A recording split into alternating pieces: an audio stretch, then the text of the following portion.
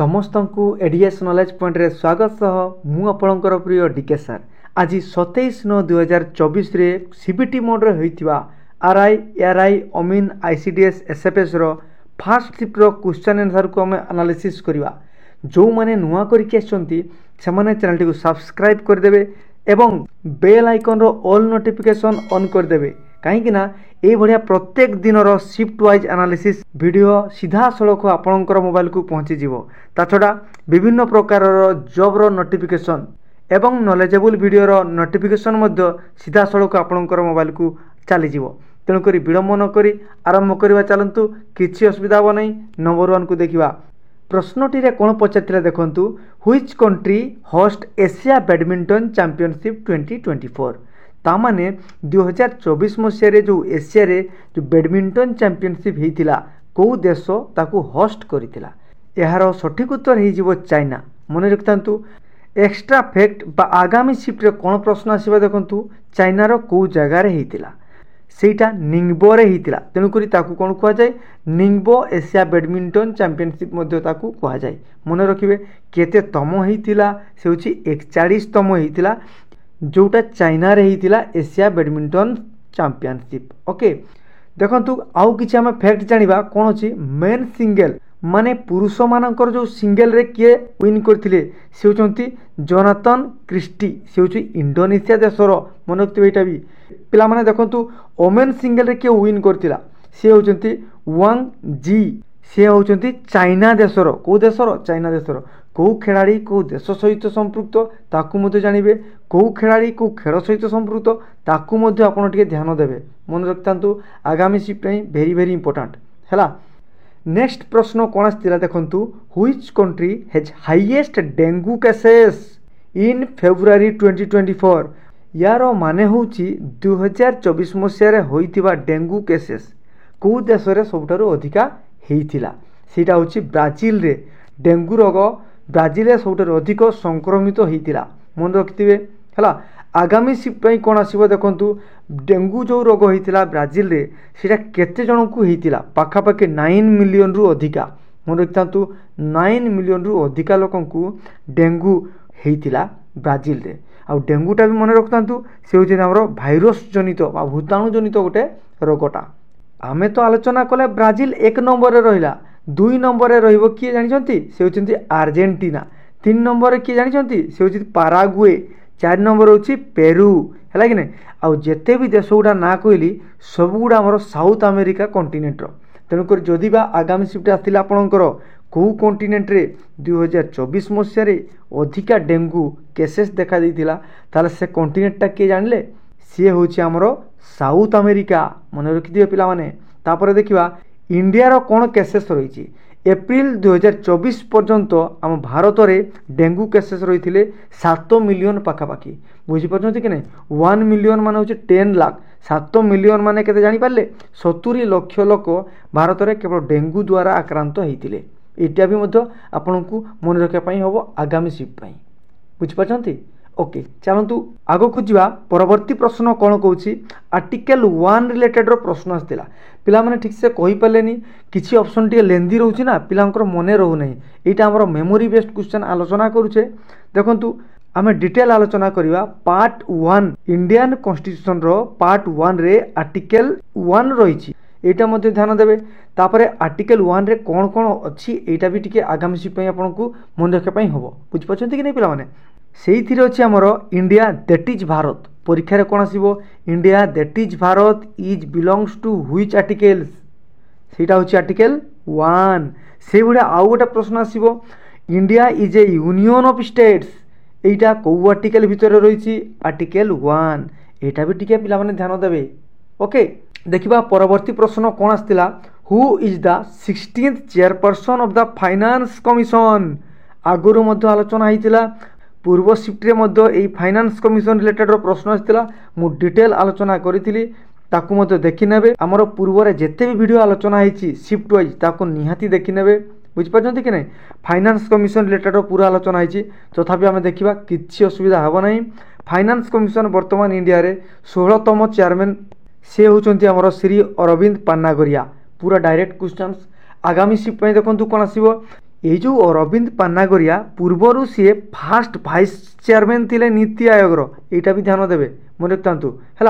आ देखो finance commission केते number article अच्छी आगु आलोचना होता फाइनान्स कमिशन आमर 280 आर्टिकल रही पे देखा फास्ट फाइनान्स कमिशन आम भारतर किए से होती केसी नियोगी यहाँ आपण को मन रखापी हम है। एबे देखिबा number 5 which country is the largest wheat producer केउ देशटी गहम उत्पादन रे सबुठारु अग्रणी एक नंबर रही पृथ्वी रे से होची चाइना मन रखता। आगामी सीट पाई कौन आसो देखु जदिबा चाइना आम गहम बा व्हीट उत्पादन रे एक नंबर रहा केते परसेंट पृथ्वी रे शेयर करुची ना 17% माने पृथ्वी रे जेते भी गहम चाष होची 17% केवल चाइना रु ही प्रोडक्शन होची यहाँ भी ध्यान देवे। इंडिया पोजिशन कौन या नजर रखिए इंडिया पोजिशन होची केते पिला माने इंडिया पोजिशन होची सेकेंड 2 नंबर प्रोड्यूसर होची इंडिया मन रखिए 3 नंबर रशिया 4 नंबर यूएसए या नजर रखिए है। ये थिला आम देश मानक भितरु एबे जिबा राज्य मानक भितरु निहाती पड़िबा पिला माने स्टेट रिलेटेड देखिए है। स्टेट रे सबुठारु अधिका गहम उत्पादन करुची से होची उत्तर प्रदेश यूपी तापरे पंजाब तापरे हरियाणा बुझेगा कि नहीं तापर एमपी ये टाइप किसी राज्य मैंने रही से परिका देखो आम ओडिशा रे मतो गहम चाष होता है हाँ कि नहीं हाँ सार होता है कौ जिले में अधिका होता है से हूँ कहीं नुह बालेश्वर जिला मन रखु है। तेणुक आमर नेक्स्ट शिफ्ट रे आपड़ ए भितर ही क्वेश्चन पाइबे ताले देश मानक भितर चाइना स्टेट मानक भितर उत्तर प्रदेश आम ओडिशार डिस्ट्रिक्ट मानक भितर हूँ बालेश्वर सबुठार अधिका गहम प्रोडक्शन करिथांती मन रखिए पिला माने बुझीला।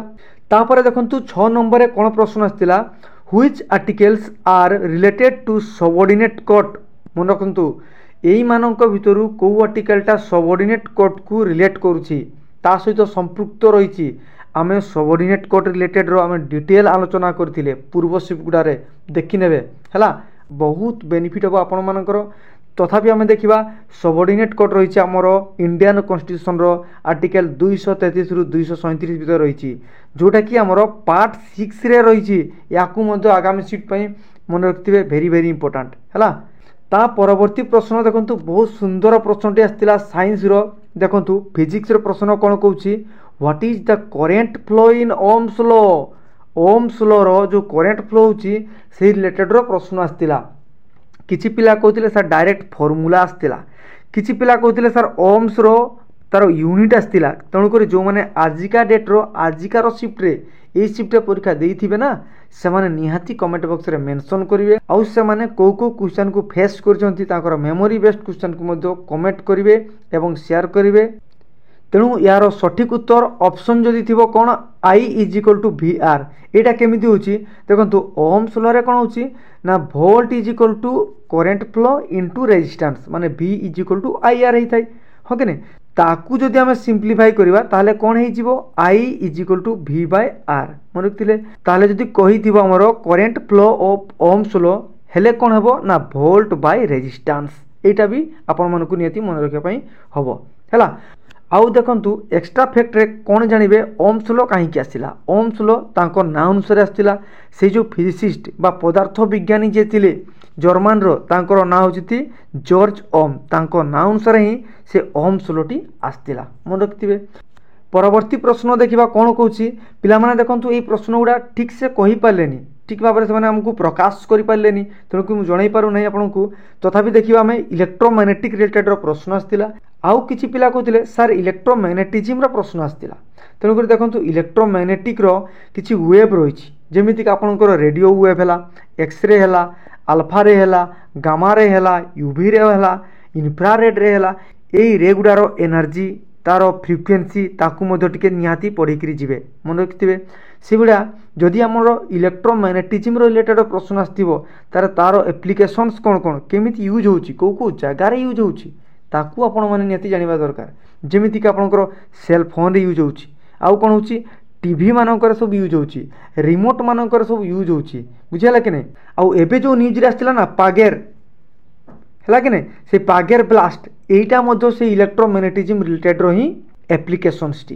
हैला बुझी पाछंती पिला माने देखो आउ किछि पिला कहउथिले सर ओडिशा हिस्ट्री रिलेटेड रो प्रश्न आस्तिला जदि बा ओडिशा हिस्ट्री रिलेटेड रो प्रश्न आस्तिला आपण माने नियति कमेंट करके जणेबे तथापि मु आपण मानकु कहि रखुछि एई चैनल रो प्लेलिस्ट को जाई करी आपनकर ओडिया हिस्ट्री ओडिशा जीके रो सबू वीडियो गुड़ा को निहाती देखंतु कहीं से सिलेक्टिव गुड़ा एवं आउ सेगुड़ा सब प्रीवियस एग्जाम रे निहाती पड़ीला पिला माने मन रखतांतु ताकु निहाती देखिबे ओके से भाया देखा ओडिया कौन प्रश्न आसाला शुद्धि अशुद्धि दुईटी आसाला जमीतिका गोटे आसाला अभिमानिनी आउ गोटे प्रश्न आसाला अभिषेक बुझीगला कि नहीं अभिमानिनी आउ अभिषेक ये दुईटी शब्द शुद्धि अशुद्धि आसाला मन रखिथे तार स्पेलिंग देखी नियंतु से भाया एक पदीकरण सिंगल वर्ड आसूची कुश्चित आकार जार से हूँ कदाचार यहाँ पिला माने किसी कहते आसला कहीकि है कन्फर्म करेंगे जो मैंने आजिका डेट्र यही सिफ्ट्रे एग्जाम देते कमेंट बॉक्स रे निहाती मेंशन करेंगे ओके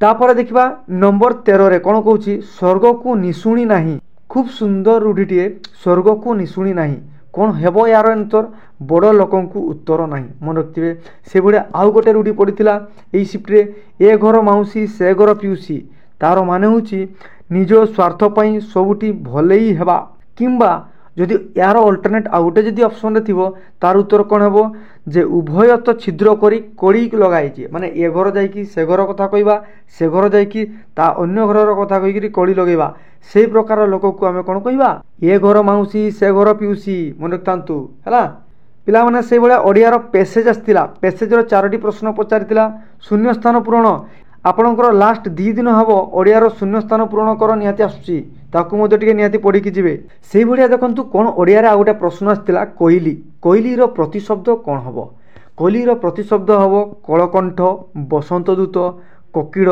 पिक एगुड़ा को मन रखिए आगामी सीट पे बहुत कम आसो है से भाया देखंतु इंग्लिश रो कौन कौन आसला एंटोनिम्स गोटे आसला सिनोनिम्स गोटे आसला आर्टिकल्स रिलेटेड प्रश्न आसला पिला कहते है कि नहीं तामाने प्रश्नटी आमर फिल इन द ब्लैंक्स रो थिला ऑप्शन थिला ए एन आउ दा ता छोटा ए टाइप रो कोन थिला हैला पिला माने या भितरु कोउटा को चूज करिकि से फिल इन द ब्लैंक्स रे फिल करिवे ए टाइप रो पचार थिला बोली किछि पिला कहउतिले से भलिया देखंतु इंग्लिश रो इडियम फ्रेज मध्ये प्रश्न आछि बारंबार प्रत्येक शिफ्ट रे ताकू मध्ये निहाती पढंतु सिंगल वर्ड रो मध्ये प्रश्न आछिला पैसेज रो गोटे आछिला गोटे पैसेज पीक्यूआरएस बारंबार आछि मन देकी पिला माने पढुथिबे पीक्यूआरएस को ओके देखंतु एबे आमे जिबा रीजनिंग सेक्शन को रीजनिंग रे कोडिंग डिकोडिंग गोटाए प्रश्न आस्तिला ब्लड रिलेशन रो 2टी प्रश्न आस्तिला हैला गोटे सिंबोलिकली थिला आ गोटे थ्योरेटिकल बेस रो प्रश्न आस्तिला पिला कहउतिले हैला देखबा से गुडा नंबर सीरीज रो प्रश्न आसुची मु बारंबार आगुरु मध्ये कहिछि एही चैनल रो प्लेलिस्ट रे